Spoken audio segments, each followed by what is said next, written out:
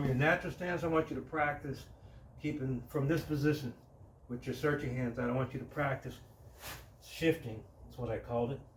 So from here, if you see my feet, I just turn. Okay, I'm using the ground. You guys start learning to feel the ground when you shift. So when I'm here, I want you to practice shifting. But when you shift, practice. Your hands are here. Practice shifting your hands. Okay. When you go to the other side, same thing. Shift, shift. And if you don't want to do the hands, that's fine. You can just relax. Just practice shifting. Don't do this when you shift. Stand straight up. Like I said, your hips are tucked in Wing Chun. If somebody comes at me, I want to be able to drop my weight. I don't want to be, because I usually fight from this position too. Okay, forward stance or what do you call it? Yeah, forward stance, front stance. This is the right stance because my right foot. The camera may look like my left, but this is my right foot. Same here, left, front stance or forward stance. And if somebody comes at me, I don't want to move back. I don't like to move back. If somebody coming at me with all kinds of ammunition and 18,000 strikes, I'm going to fight my way through it. I'm not going to move back unless I really have to. But I'm just going to lower my weight, my center of gravity, hips tucked in, my center of gravity, and I'm going to come back using the ground as more power, okay? I'm going to be blocking, but I'm going to be going like this. So don't go back unless you have to. I have a friend, Master Scott. He, man, it's getting dark. Hope you guys can see me. He'll run backward just so you can run after him, and then he'll turn around and with a spinning, flying kick in the air, and he'll get you too, because you think he's running, but he's not. He's wanting you to follow him. Okay, so from here, you just practice shifting, okay? And you can do it without, you can put your hands in your pocket if you want, just practice shifting. But I prefer you to have your hands out, shift. And you can stop in the middle, here, this way.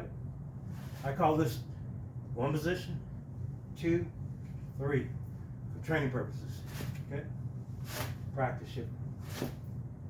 All right, so that's pretty easy. From the neutral stance, practice shifting. One important thing, when you shift, here you have weight on both legs. When you shift, the weight is, your knee is bent. If you can see my knee, I'm still in this neutral position. But when I turn, maybe it's not distributed evenly. This is probably about 40% of my weight. The back leg is covering more weight in case I have to go down, in case somebody's attacking, okay? For that balance.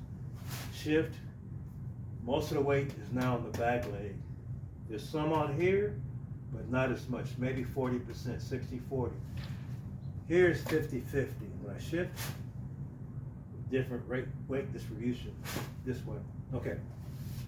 And later we'll practice to learn to shift with the, just like I said here, with the searching hand, you'll practice, you'll punch. Okay? You learn how to shift and punch at the same time. Learn how to Tang style, position, same time. Bong style, same thing. So this is a good exercise from the natural stance. Practice your shifting. Then you can practice searching hand position. You can practice punching. You can practice your Tang style. Practice your Bong style. Pak style. There's different things you can practice, okay? So shifting is important. And if you can still see me, I might have some light. So, like I said, the shifting part, okay, practice from here. Right now, if you think that you got the punching down, in the Bong style, Tang style, Pak style, if you think you got that down, if you can shift, you got to practice. I'm going to cut this part out. Practice punching. Okay?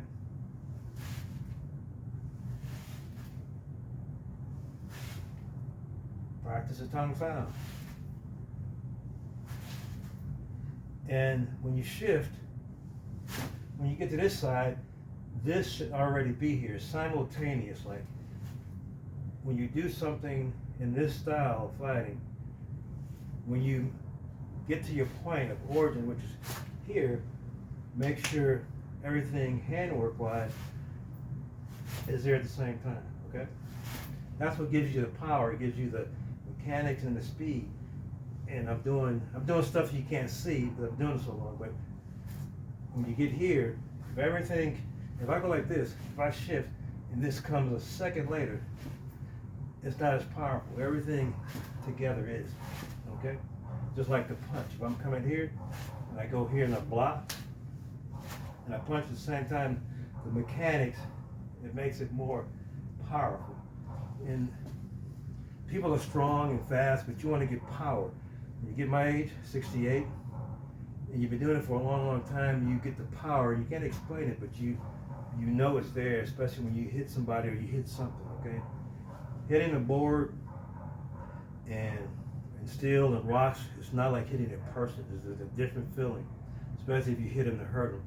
That's why I say the sandbag is more, it'll give you more of a realistic feel of a person if you have sand in there. And then, of course, you're going to get you a sand. I keep saying, get you a sandbag.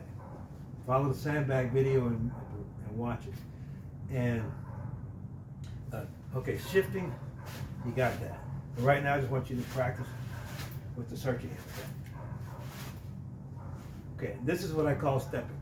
And I may have to use a different venue to show this, and this is more advanced. This is for some of the guys that I'm working with already, and girls. From the neutral stance, or natural stance, you're going to shift. Like I said, remember, the back leg is now carrying maybe 60-70% of the weight. The front leg is 30-40, okay?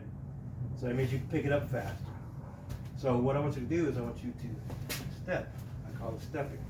So this one comes up. And of course that one has to come up too, but we want to try to get it to where you stop at the same time, like both feet. This will get here faster than this, of course, but you want to make it feel like it's there at the same time, but you don't want to make this kind of noise. Too much noise. You want to practice nice and quiet. But you want to do it fast. And of course, see my searching hand is up. Everything up. Now, if I was going to strike when I got there, remember everything has to be at the same time. This connects the ground at the same time. This gets here at the same time as this foot. This punches the same time as I stop, demonstration-wise. I'm pulling the hand down and I'm striking, but everything is that time, okay? So if I'm going here, everything is the same time. It's not like this. 1, 2, 3. It's just like 1.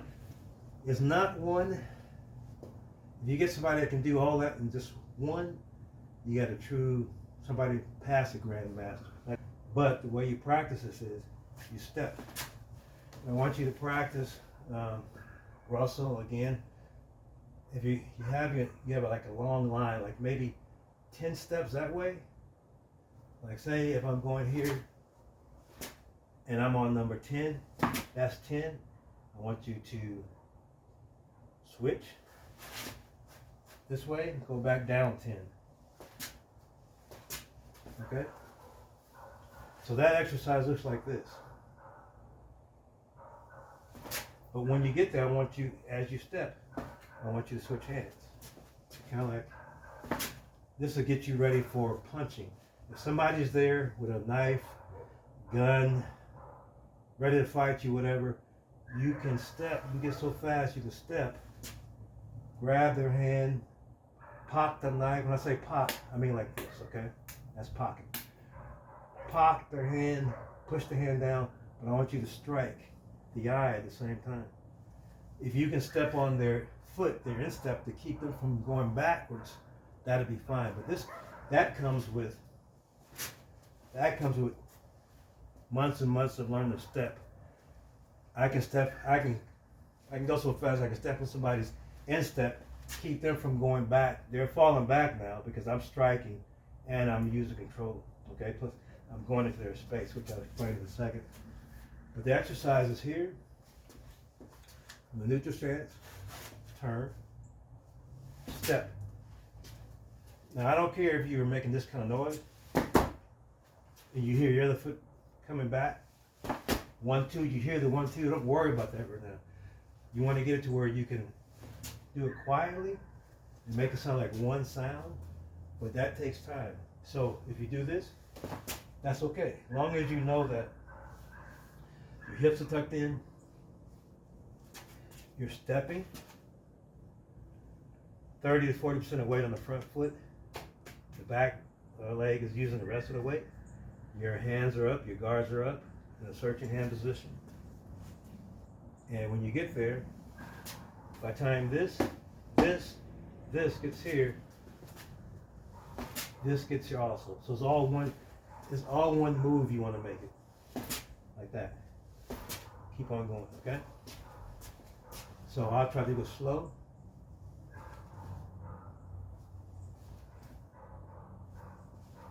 And imagine that you're knocking somebody's hands down that's right here. Instead of jabbing, you're knocking the hand down, okay? They're defensive tool. So stepping, knocking the hand down, but by the time your hand gets down, this should be striking, okay?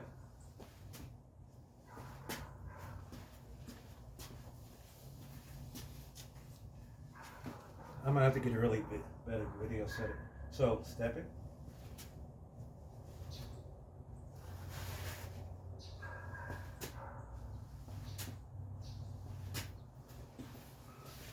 And stepping is this here. Okay, stepping. I call that stepping. But I call this taking the space. What I do is, like, there's chisao, or sticky hands they call it, build up sensitivity in your arms and your hands, elbows, stuff like that, while you're moving. But what I do is filling the space, okay? Sticky hands or chisao, but it's called filling the space. You're going to be grappling, and we're a good ways away from that, and that's where the sandbag comes in. You got to get that sandbag. And wherever you fill the space, that's where you're going to take your strike. But you're not going to strike unless you know that you can cause damage, which I'll show you later. That's part of what I do. I fill the space. If I got you, and my thing is grabbing, which you'll see, a lot of people don't do that. But my thing is not, my grappling is not filling this and that. My grappling is grabbing you, grabbing your arms, grabbing your tools of destruction on me, grabbing your body, whatever. And if I feel a space where I can cause damage, if I can see a spot where I cause damage, that's where I'm going, okay? But that comes with the sandbag. And this ring technique I'm going to show you, which I told my son that I'm going to show him how to do this. And of course in Wing Chun you do this, a lot of different exercises to build this up. This is a metal, this is pretty hard, okay? So it helps you build this up, helps you build your bong style up, tong style movement, pak style. It helps you build up a lot of different things. But also, I've been using it and showing how to use it for a defensive weapon. I retired law enforcement after 38 years, so I know what you can carry and can't carry that's legal. This is legal to carry. And I usually carry it here on a little belt loop I have on my back. And there's different things you got to learn how to do. Make sure you use it right, don't knock yourself out. But it also plays in with your switching, your stepping, and I'll show that down the road. Ray, I'm going to show that. Probably my next video is going to be about the steel ring. And this is not for violence, this is for demonstrational purposes only, and to protect yourself, okay? Even with a knife, this is great for somebody that has a knife. And I've used this for probably 30 years, but it used to be made out of rattan when we were doing stuff like this. I didn't use it as a defensive tool, but once I got back to the United States, I learned that they were selling these made out of metal. So yeah, of course I got me some and started practicing with it. But yeah, I'm going to show that later.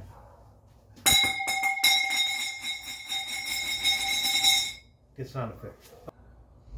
As a matter of fact, I think I'm going to call that a day. But I did want to show you a few stances I forgot to left out. Okay, so neutral stance, natural stance, semi-horse stance, bow and arrow stance.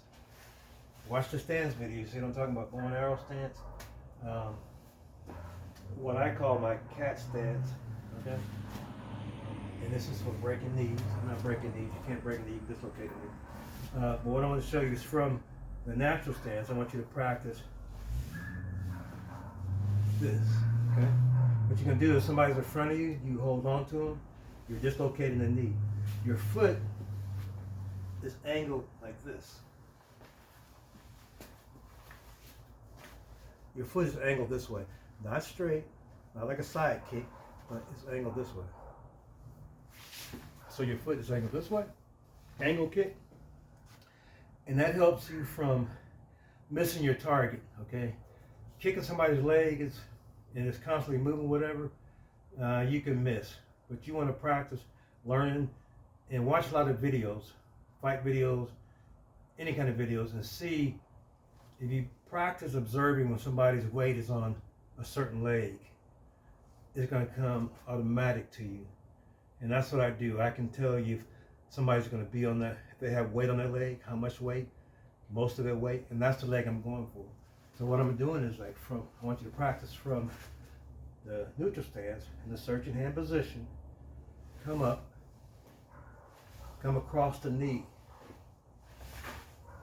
put it back down. Both legs, 12 times each. But don't go like this and keep it out. Now you can go like this and keep it up. Good defensive position. But I want you to practice breaking the knee. And don't just look at the knee and hit the knee. Look beyond the knee. You want to see your foot going past their knee on the other side. Okay? When I get here, put it back down. Put it back down. Put it back down. From this position, like I was telling you, from a neutral stance, go here, on your toe, kick the knee, put it back down on your toe. You don't have to go this fast. You can go this slow, basically, that's what I'm saying. Come back, on the toe, kick, put the toe back down, get back in position. I want you to practice getting control. And this is a lot of work. If you do 12 each side, you'll feel it. But after you do the 12 slow, I want you to do 6 fast. Get here, put it back down. Get that position here, put it back down. The position is fine, but I want you to practice slow. Put it back down. I want you to practice kicking fast. Put it back down. Okay, so this one from the neutral stance. Searching hand position. Angle kick. And that knee is coming in front of your body. You want to be able to hold on to a person if they got you and kick them this close up to you.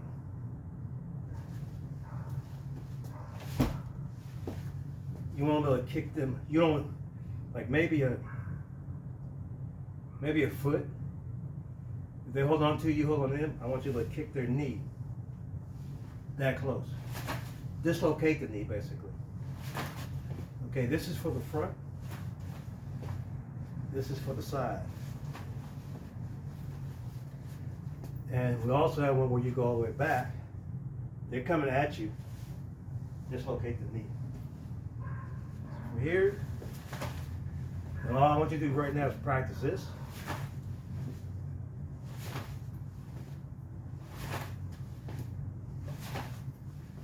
All right, this side one. Fast and slow. Oops. If you want to get a wall or a chair, practice this.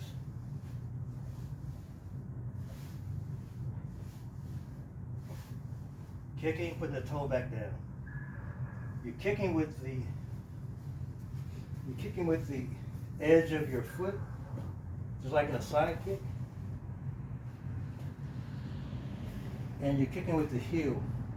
And what you want to do is you want to come on top of the knee if you're forward, or on the side of the knee. But don't go on the kneecap per se. Go on top, even on the side, go on top. It's better to dislocate the knee that way. You're trying to, the knee has no solid bone. It's like the elbow.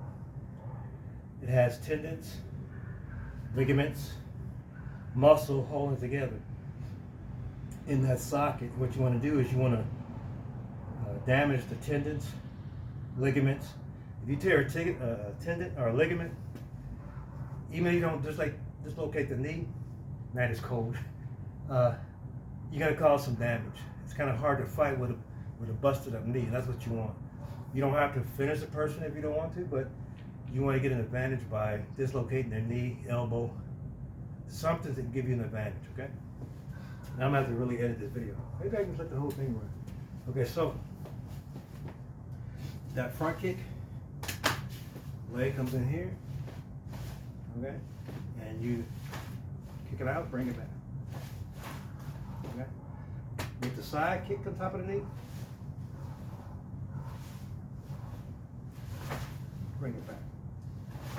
Knee. Side step, knee. This one, knee. Yeah. Learn to switch. Switch this way. Bring it back. Okay, I think that's going to be it.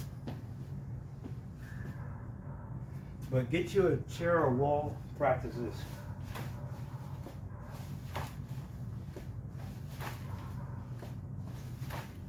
You know,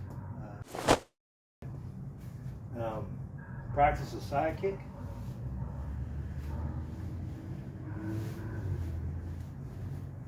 Heel, ridge, and practice where you think the knee is going to be, that height. Okay? Let's see. I think I got to make a thumbnail. So, yeah.